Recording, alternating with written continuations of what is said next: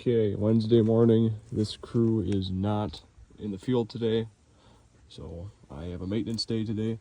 And first thing we're going to be working on is the 2012 Ram 2500 that tows our trailer with the lift and articulated loader on it. And it's got a slow coolant leak from the water pump, but it's not actually, doesn't look like it's actually the water pump itself. See if I can get it to focus down there. It's not coming from the weep hole. And yes, there is some oil residue around the timing cover, it looks like, but I don't think it's leaking from there. I don't know if I'll be able to really show it in here. But maybe you can kind of see it down there.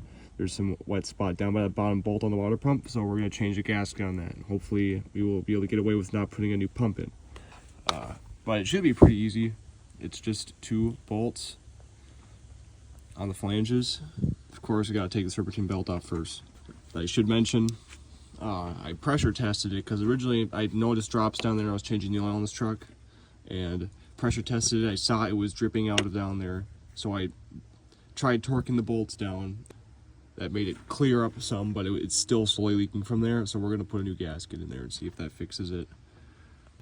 I got the bolts cracked loose after taking the belt off. Just gonna let it slowly drip down. I don't want a tidal wave coming off. I just yanked the pump off right now. Okay, we got the pump out, and yeah, that old seal was not doing much down there. This is the bottom flange where it was leaking from, and most likely the original pump and seal. So just make sure this pump is okay, feels okay. Then if it's all good, clean it up, throw it in with the new seal. Okay, I got the gasket sources cleaned up. I was a little bit worried because when I got this seal, it said on the package, and of course it kind of ruined the writing, Jeep Eagle 4.1 liter, 1989 to 94, Dodge Cummins 360 diesel engine, so of course 5.9 Cummins. So that made me a little bit worried, but it fits in there. It's the right size, so don't know if that just means that they decided to reuse the same part or what, but cool. Okay, we got it in there, and I just gotta tighten it to 18 foot-pounds of torque. I'm just gonna use my inch pounds, and I always forget what 12 times 18 is, so I have it written down on my it seems like it's a pretty common number to run by, so I always just have it written down on the box for that torque wrench. So we're gonna do that. Okay, so filling up the coolant now. What's nice is they actually have a vent on here.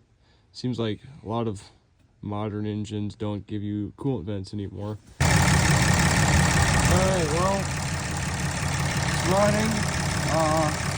Doesn't really look like there's any dripping coming from down there. You guys can't really tell, but it was slowly dripping before, so we're just going to keep an eye on it, but I think it's good. I'm just going to have to get some more coolant later today and just top the radiator off a little bit more because I didn't have quite enough to fill it up.